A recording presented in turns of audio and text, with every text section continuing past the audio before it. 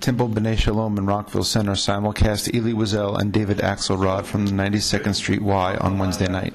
Here's an excerpt. The sense of divisiveness that I sense in our politics and that we see playing out on our TV screens and in our communities.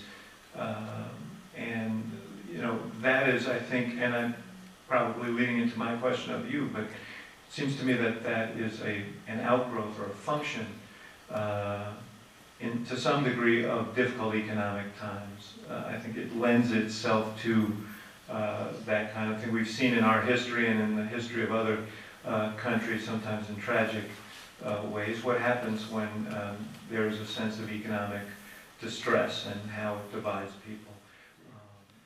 In this campaign, it's not new. Only the last campaigns had all kinds of false stones.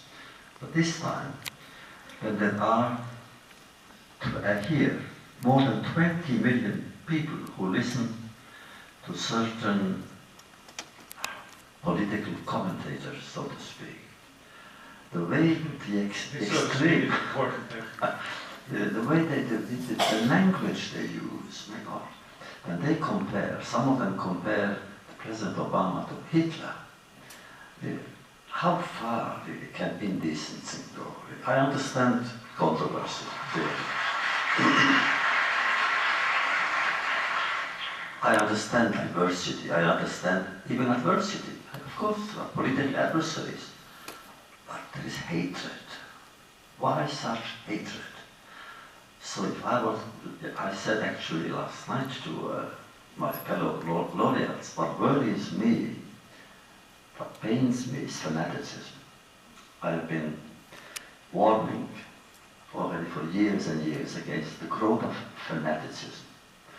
Because fanaticism, I said then, to a fanatic is something like to a blind man. To a blind man, God is blind. To a fanatic who worships hatred and death, as suicide terrorists do, God is a God of hatred and death. And in this campaign there is already a new political fanaticism, which I believe is dangerous and unworthy of whatever is noble in the American tradition. It doesn't feel like people are as tolerant right now. And I'm interested to know what your thoughts are on that. I'm afraid that fanaticism is like a black plague. It's contagious. And if I'm so worried, is that it's growing in many, many quarters, not only in one religion. And what to do about it? Of course, as a Jew, I'd be saying it and repeating it. I do not believe that we Jews are better than others, nor are we inferior.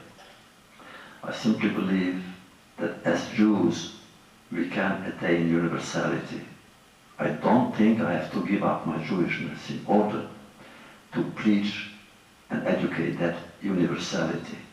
But I say the Christian, the Buddhist, the Muslim they have the same right and duty perhaps to say that.